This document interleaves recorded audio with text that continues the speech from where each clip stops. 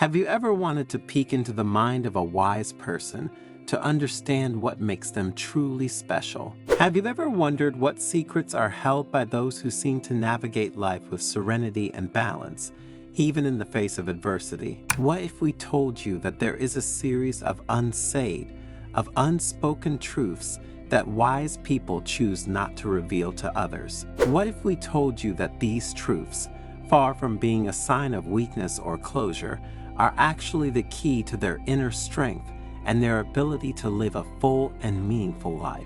Get ready to immerse yourself in a fascinating journey into the heart of Eastern wisdom, to discover the 12 secrets that intelligent people never reveal. Through the teachings of the Venerable Kosami, a Buddhist monk known for his profound knowledge of human nature, we will explore the reasons behind this choice of confidentiality. We will understand why intelligent people don't reveal these things about themselves, and we will discover how we can do it too in order to live more peacefully. So make yourself comfortable and stay until the end, because you will discover how the wisdom of silence and the strength of confidentiality can transform your life, bringing you greater inner peace, serenity, and happiness. But before continuing, if you are not yet among us, subscribe to the channel and activate notifications to be informed when we publish new content for your spiritual growth.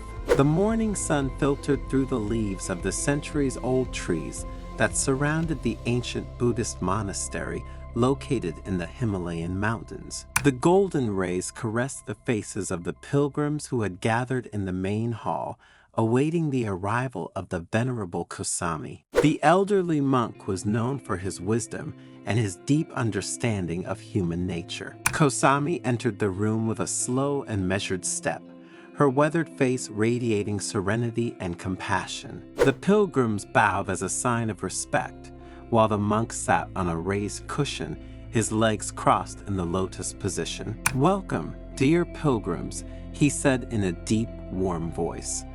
"I am honored to share my knowledge and experience with you. Today we'll talk about a topic that affects us all, the things intelligent people choose not to reveal to others." A murmur of curiosity spread among the pilgrims as Kosami continued. "Throughout my long life, I have met many people, some enlightened, others still seeking their own path.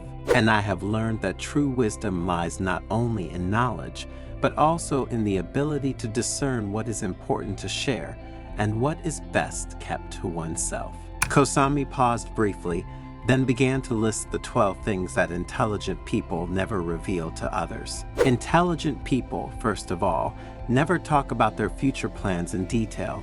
The monk began. "Wise people know that plans can change, and that revealing them prematurely can create unrealistic expectations or attract negative energy. They only share a general vision, keeping the details to themselves until they are ready to implement them. This confidentiality allows them to adapt to changes and protect their aspirations. If, on the contrary, they talk to everyone about their programs, rumors would spread, and a series of negative consequences would be created. For example, envious people would start talking too much and try to boycott the results. Another thing that intelligent people don't tell anyone about are their good deeds. True generosity does not seek recognition or praise," said the monk.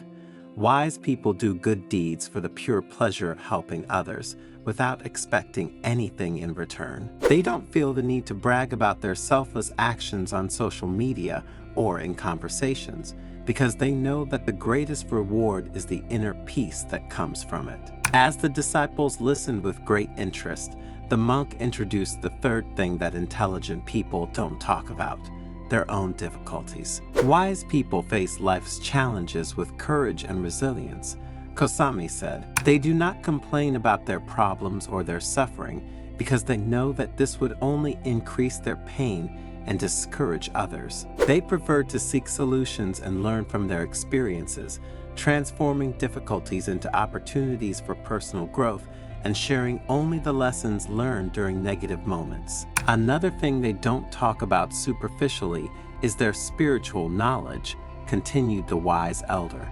Spirituality is a personal and intimate journey.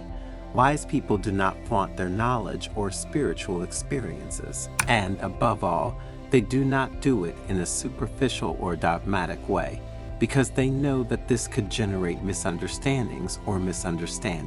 They prefer to share their wisdom with those who are truly ready to receive it. For example, deep listening and compassionate teaching. The pilgrims took mental notes so that the information they were learning from their mentor remained in their minds. Kosami looked everyone in the eyes as if to make sure that her explanations were of some use. Then, smiling sweetly, he continued, "Intelligent people don't talk about their successes with arrogance. Wise people do not boast of their successes because they know that pride can lead to presumption and arrogance, pushing others away. They prefer to remain humble and recognize the contribution of others, aware that success is often the result of teamwork and favorable circumstances. They only share their successes when they can inspire or help others, rather than creating envy and misunderstandings. These people," continued the monk, "are not ashamed of their failures and do not see them as definitive defeats. They know well that they are part of the learning journey and that, over time, they serve to grow and achieve success. They don't hide their mistakes or weaknesses, but accept them as opportunities for growth and improvement. They learn from their failures and use them as a springboard to reach new goals, sharing the lessons learned to help others avoid the same mistakes." Another important thing is that intelligent people know that trust is a precious commodity, and that revealing their secrets and those of others can cause irreparable damage. So when they learn a secret, they keep it to themselves and don't reveal it easily. Furthermore, they keep their word and respect the privacy of others, aware that discretion is a fundamental virtue for building solid and lasting relationships. And one of the fundamental reasons why they protect their secrets is to avoid being vulnerable or manipulated by those who want to take advantage of them. The sun began to set, and the pilgrims were increasingly satisfied with learning these useful pills of wisdom. Wise people know that opinions are subjective and that imposing them on others can generate conflict and division. Kosami continued. They prefer to listen carefully and respectfully to the opinions of others, trying to understand their point of view, even when they don't share it. And they express their opinions with moderation and without judgment, always trying to find common ground and opening themselves to constructive dialogue.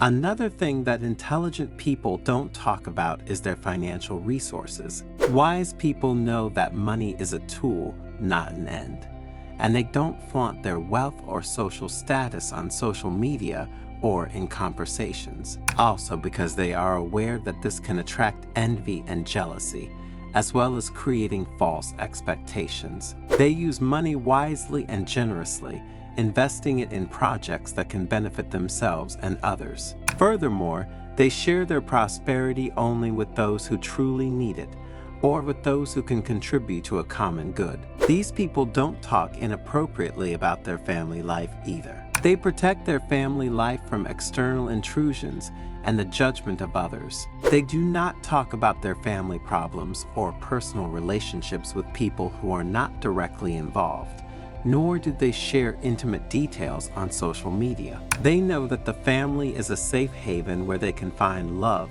support, and understanding, and that preserving its sacredness is fundamental to the well-being of all its members. Intelligent people, Kosami continued, recognize their weaknesses and accept them as part of their human nature. They don't try to hide or deny them, but face them with honesty and courage. They work on themselves to overcome their weaknesses and transform them into strengths, without using them as excuses to justify negative behavior or to avoid responsibility. Never speak lightly of your past to anyone, said the monk, introducing the next point he would speak about. Wise people don't let their past define them. They don't dwell on their mistakes or regrets, but use them as lessons for the future. They focus on the present and the potential they have to create a better life for themselves and others. They share their past experiences only when they can serve as inspiration or warning to others, and they know very well that malicious individuals could use information about their past to harm them. Kosami, looking all the pilgrims in the eyes, continued his lesson. Dear pilgrims, I hope that these words have been of help to you on your spiritual journey. Remember that true wisdom lies not only in knowledge, but also in the ability to discern what is important to share and what is best kept to oneself. The pilgrims bowed again in gratitude as Kosami rose and left the hall with a slow, measured step.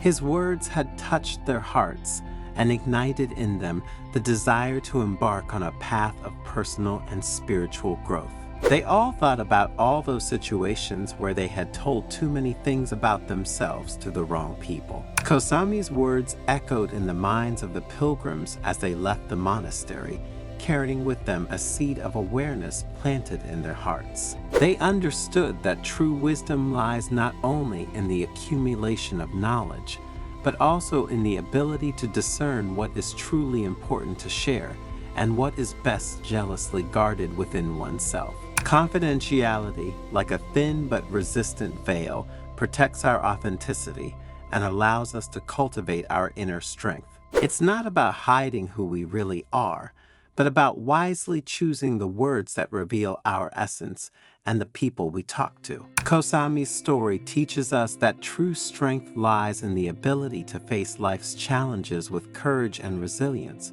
without complaining or seeking the compassion of others. It invites us to transform our difficulties into opportunities for growth, to learn from our mistakes, and to share our experiences only when they can help others. Therefore, let us learn to cultivate the wisdom of silence, the strength of confidentiality, and the ability to discern what is truly important. Because true happiness lies within us, in inner peace, serenity, and compassion. Are you aware of how coming into contact with stupid people can harm you? Have you ever wondered why some people seem stuck in a vicious cycle of negativity, misunderstanding, and conflict? And how does this drag you too into a vortex of discomfort and frustration? In this video, thanks to a Zen story, we will see how stupid people always say the same sentences. And we will see how these phrases, repeated like a mantra, denote a closed mentality and resistant to change. Through the words of the wise master Danjiro, we will explore the concept of stupidity, not as an insult, but as an obstacle to spiritual growth. And we will find out how to recognize the phrases that stupid people constantly repeat. Phrases that betray a hypertrophied ego, a lack of empathy, and a distorted vision of reality. But we won't stop here. We will also learn how to approach these people with compassion and wisdom, protecting our inner peace and offering them the opportunity to change. So, stay until the end of the video because you will discover how to free yourself from the negative influence of stupid people, how to cultivate your spiritual growth, and how to contribute to a more compassionate and enlightened world. The autumn wind blew through the leaves of the maples, painting the landscape in warm golden hues. The sun was setting behind the mountains, casting long shadows over the Tofukuji Zen monastery, where the elderly master Danjiro was about to begin his evening class. The disciples, wrapped in their saffron robes, had gathered in the main hall, a vast space lit by candles and decorated with Buddhist tapestries. The air was filled with incense and a sense of profound peace, and those present knew that they would once again hear some very profound teachings. Danjiro, with his long white beard and eyes shining with wisdom, sat on his meditation cushion. His face was serene, but his voice rang out forcefully when he began to speak. "My dear disciples," he said, "today we will talk about a delicate but important topic for our spiritual path: stupid people."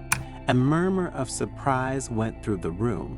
It was rare for the maestro to address such a direct and apparently negative topic. Danjiro smiled, sensing their doubts. "Don't get me wrong," he continued. I don't mean to offend anyone, but it is crucial to understand that stupidity, like ignorance, is an obstacle to our spiritual growth. And like any obstacle, we must learn to recognize it and overcome it. But Master asked one of the disciples, "What do we mean by stupid people?" Danjuro stroked his beard, thinking for a moment.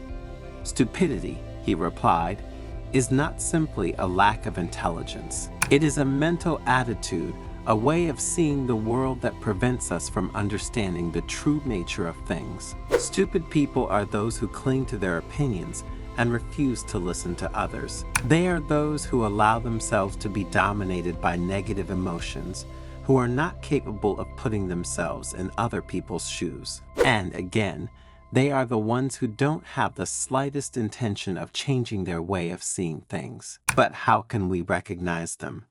asked another disciple, eager to protect his mental well-being from these people. "Stupid people," Danjuro explained, "always say some specific phrases, so by listening to them speak, you can easily spot them. I am always right is one of the most frequently repeated phrases," the monk said. This sentence reveals a hypertrophied ego, an inability to question oneself and accept points of view other than one's own. He continued, "Whoever pronounces it believes he is infallible, superior to others, and this makes him blind to his own mistakes and learning opportunities. The truth is that no one is always right, and open-mindedness is essential for personal and spiritual growth. Humility, on the other hand, is the virtue that allows us to recognize our limits and learn from others, enriching ourselves with new perspectives and knowledge. For example, think of a farmer who persists in planting rice in barren land, convinced that his method is the only correct one, despite repeated failures. A wise farmer, on the other hand, would know how to adapt to soil conditions, experimenting with new crops and techniques, and learning from his own mistakes." While the disciples listened with great interest, the Master introduced the second phrase he would speak, "I don't care what you think." This phrase denotes a total closure to dialogue, a refusal to consider the opinions and feelings of others. He continued, "Whoever pronounces it isolates himself in a bubble of selfishness, incapable of empathy and understanding. Listening is a fundamental pillar of communication and human relationships, and those who refuse it condemn themselves to loneliness and misunderstanding. Empathy, on the other hand, allows us to enter into harmony with others, to understand their emotions, and to build bridges of authentic communication. Imagine a samurai who refuses to listen to his master's advice, convinced that he is already the best. A true samurai, however, would know that there is always something to learn, and that humility is the key to improving one's skills. "I'll never change my mind" is another phrase that lets you spot the stupid. This phrase expresses mental rigidity, a stubborn attachment to one's beliefs, even in the face of contrary evidence. Those who pronounce it fossilize themselves in a single perspective, giving up the possibility of evolving and broadening their vision of the world. "You must remember," added the monk, "that change is the very essence of life, and those who reject it condemn themselves to stagnation and immobility." Flexibility, on the contrary, allows us to adapt to circumstances, to welcome new ideas, and to grow through experience. Think of an artist who refuses to experiment with new techniques, convinced that his style is perfect. A true artist, however, would know that evolution is necessary to best express one's creativity. The disciples nodded, showing their mentor that they were in full agreement with what he was explaining. Danjuro continued his lesson with another phrase to watch out for: "Others are always to blame." This sentence reveals an inability to assume one's responsibilities, a tendency to place the consequences of one's actions on others. He said, looking into the eyes of the disciples, "Those who pronounce it feel like a victim of circumstances, incapable of recognizing their role in the creation of their reality." Self-criticism and responsibility are fundamental for personal growth and for building healthy and balanced relationships. Responsibility also makes us aware of the power we have to influence our lives and contribute to the well-being of others. Let's take the example of a merchant who blames his competitors for his poor earnings. A wise merchant, on the other hand, would know how to analyze his own sales strategies, trying to improve them and adapt to the needs of the market. The world is unjust is the next sentence I would like you to think about, the monk continued. This sentence expresses a sense of victimhood and resignation, a pessimistic vision of reality. Those who pronounce it feel helpless in the face of life's challenges, incapable of finding solutions and creating opportunities. Life is made up of ups and downs, joys and sorrows, and the ability to face adversity with courage and determination is what makes us strong and resilient. Optimism, on the other hand, allows us to see the glass half full, to find the positive side in every situation, and to believe in our ability to overcome difficulties. Imagine a poet who complains about a lack of inspiration, convinced that the world is against him. A true poet, on the other hand, would be able to find beauty even in small things, transforming difficulties into a source of inspiration. Remember, dear disciples, that these phrases are like warning signs. They indicate to us that we are interacting with someone who is stuck in his ego, who is not open to spiritual growth. The disciples continued to listen with extreme attention, nodding in agreement. They had all met people who said those phrases, and now they understood how important it was to recognize them and protect themselves from their negative influence. Master, a young disciple asked, "What can we do when we meet these people?" Danjuro smiled benevolently. "The first thing to do," he replied, "is not to judge them. Remember that stupidity is a form of suffering. These people are trapped in a distorted view of reality, and this makes them unhappy. We must have compassion for them," he continued, "but at the same time, we must protect our own inner peace. We must not get involved in their useless discussions, their complaints, their accusations. We must keep our mind calm and serene, like the water of a lake reflecting the sky." The disciples listened in silence, meditating on the Master's words. His wisdom enlightened them, guided them towards a deeper understanding of human nature and the spiritual path. "But Master," another disciple asked, "shouldn't we try to help these people change?" Danjuro nodded. "Of course," he replied, "but we must do it with wisdom and compassion. We must not try to impose our ideas, but we must offer them our friendship, our support, our presence. We must be like a lighthouse in the night, pointing the way to freedom and happiness." The disciples reflected on the Master's words. They understood that stupidity was not an inevitable fate, but a condition that could be overcome through spiritual growth.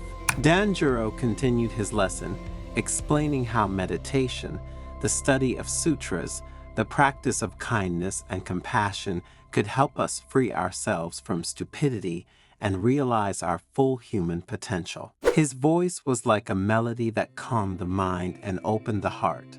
The disciples felt inspired, motivated to continue their spiritual journey with renewed commitment. In the following days, the disciples meditated for a long time on the words of the Master Danjuro. And one day, while they were walking in the monastery garden, one of the disciples, named Taro, turned to the Master. "Master Danjuro, I have thought a lot about your words about stupid people. I understood the importance of not judging them, of having compassion for them, and of protecting our inner peace. But I wonder, how can we help these people change?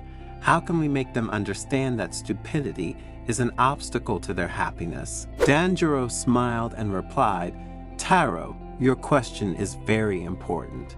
Helping others overcome stupidity is an act of great compassion, but we must do it wisely and patiently.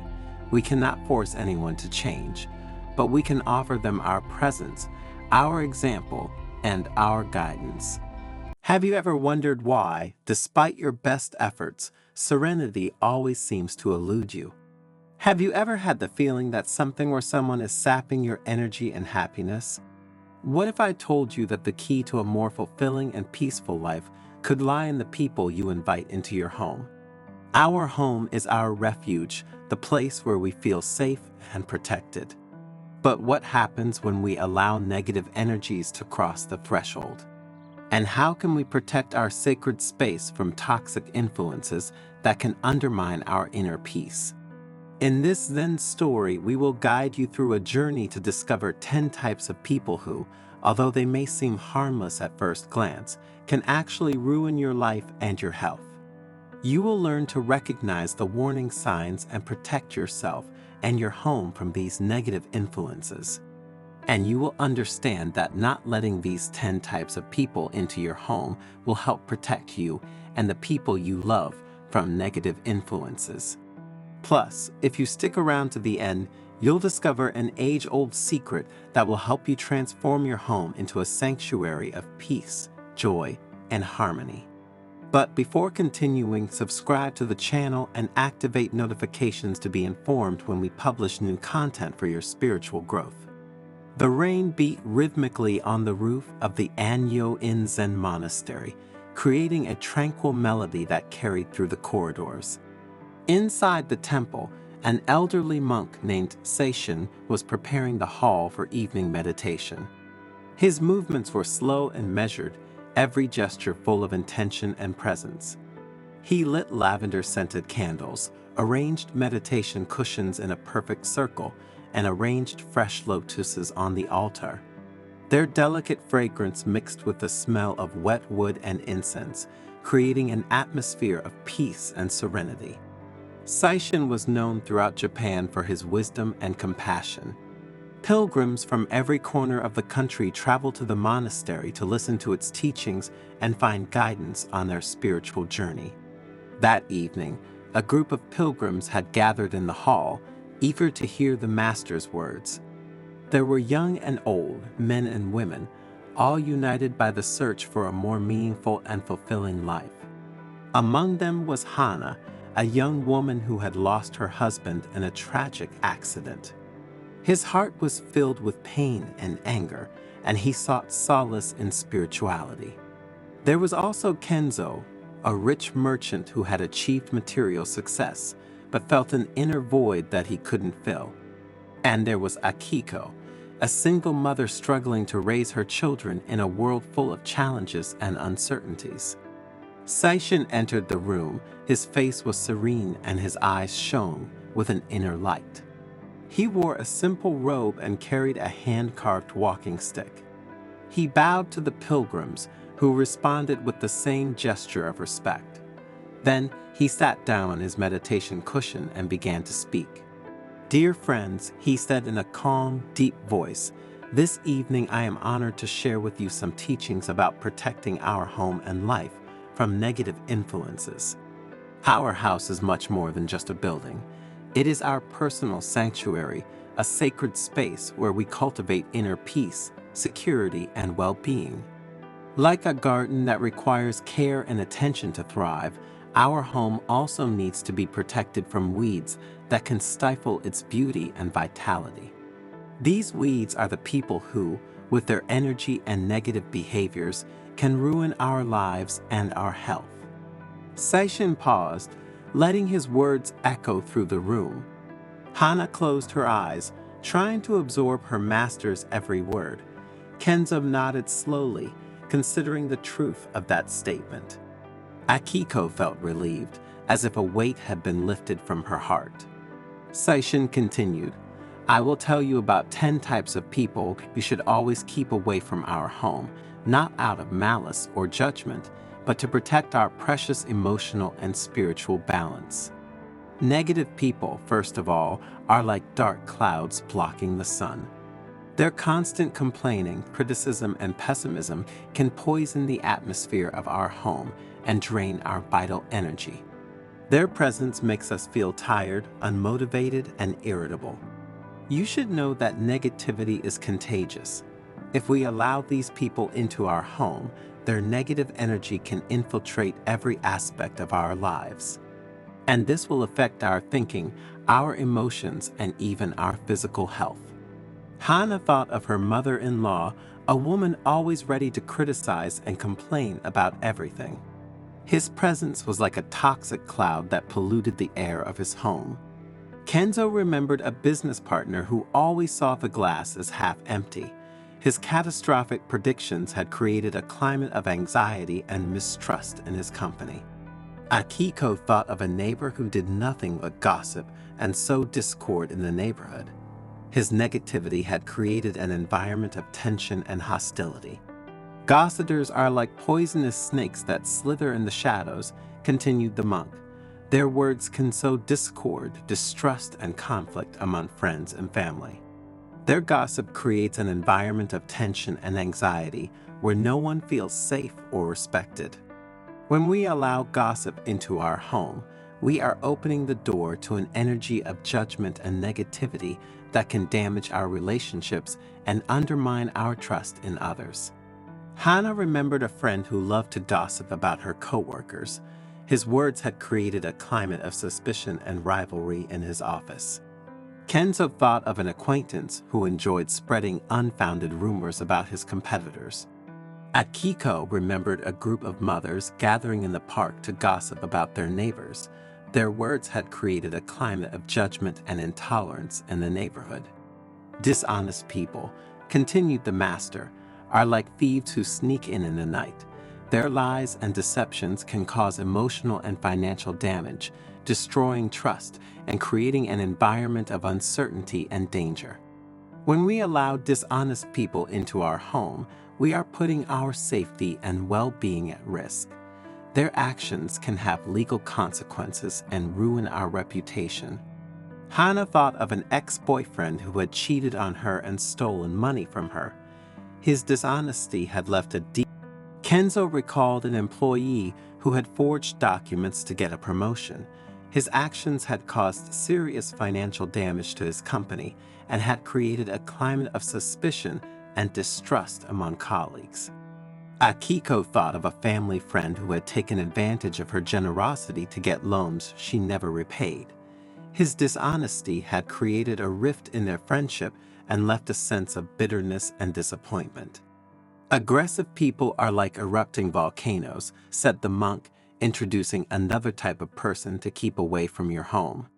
Their anger and violence can erupt at any moment, putting our physical and emotional safety at risk. Their presence creates an environment of fear and tension in which no one feels safe or comfortable. When we allow abusers into our home, we are inviting chaos and destruction into our lives. Their violent energy can damage our relationships, traumatize our children, and create an environment of constant anxiety and stress. Hana shuddered at the memory of a neighbor who had threatened her and her children. Her aggression had created a climate of terror in the neighborhood, forcing her to live in constant fear of attack. Kenzo remembered a customer who had attacked one of his employees over a small misunderstanding. Akiko thought of her father who mistreated his children. His aggression had created an environment of fear and insecurity in his family, leaving deep scars on his children. People who like to control everything are like jailers who keep us prisoners, continued the monk. Their constant need to dominate and manipulate others can stifle our freedom and autonomy, making us feel trapped and helpless. When we allow controllers into our home, we are giving up our personal power and ability to make independent decisions. Their presence makes us feel small, insignificant, and incapable of living our lives as we want. The pilgrims thought about the various situations in which they had found themselves dealing with control freaks and the damage that had resulted. Then there are those who we can define as invaders of privacy, added the master. These are like spies who infiltrate our lives. Their constant curiosity, intrusive questions, and intrusion into our personal space can make us feel violated and uncomfortable. When we allow privacy invaders into our home, we are compromising our safety and well-being. Hana thought of a friend who snooped everywhere, asking her for intimate details about her private life, reading her messages and snooping through her things. His intrusiveness made her feel uncomfortable and violated, as if she no longer had a safe haven where she could be herself. Kenzo remembered a neighbor spying on his phone conversations and reading his mail. Her intrusion left him feeling constantly watched and judged, unable to enjoy the privacy of his home. Akiko thought of a friend who always meddled in her personal decisions, offering unsolicited advice and criticizing her choices. People with bad intentions are like wolves in sheep's clothing, the elderly mentor continued. They may seem friendly and trustworthy, but in reality they hide a dark side of them. They can use our trust to manipulate, exploit, or harm us in some way. When we allow people with bad intentions into our home, we are opening the door to danger and betrayal. Their presence can cause emotional, financial, and even physical harm. The pilgrims thought of swindlers and other individuals they had had the misfortune to encounter on their way. Envious people are like woodworms gnawing at wood. Their constant jealousy and resentment can undermine our self-esteem, sabotage our successes, and create an environment of negativity and competition. When we allow envious people into our home, we are giving them the power to poison our joy and happiness. Their presence makes us feel inadequate, insecure, and constantly in competition with others. Hana thought of a friend who was always envious of her successes, downplaying her accomplishments and belittling her efforts. Kenzo remembered a colleague who, being envious of his position and salary, tried to sabotage his work and make him look bad on his superiors. Akiko thought of a neighbor who was envious of her happy family, criticizing her educational choices and making mean comments about her children. People with addictions are like ships adrift in a storm. These, therefore, should also be kept away from our homes. Their unpredictable and destructive behavior can cause chaos and suffering in our home. Their addictions can lead to financial, legal problems, and even violence. When we allow people with addictions into our homes, we are putting our safety and well-being at risk. Another type of person to keep away is the one who loves to manipulate others. Manipulators are like puppeteers who pull the strings of our emotions. They use underhanded tactics to control us, make us feel guilty, and manipulate us for their own purposes. Their presence creates an environment of confusion, mistrust, and emotional dependence. Their presence makes us confused, insecure, and unable to trust our own judgment. Hana thought about a former partner who manipulated her emotionally, making her believe she was crazy and couldn't live without him. Kenzo remembered the business partner who manipulated him for personal gain, distorting the truth and preying on his weaknesses. Akiko thought of a friend who tried to make her feel guilty and force her to help her, taking advantage of her generosity and sense of duty. Saishin paused, looking at the attentive faces of the pilgrims. The rain had stopped beating on the roof, giving way to a deep and meditative silence. "Dear friends," the monk continued in a soft and deep voice, "as you have seen, the people we allow into our home can have a profound impact on our lives, our happiness, and our spiritual growth. Our home is our refuge, our inner temple, and we must protect it with care and wisdom. It's not about judging or condemning others, but about recognizing the energy they bring with them and consciously choosing who we want to welcome into our sacred space."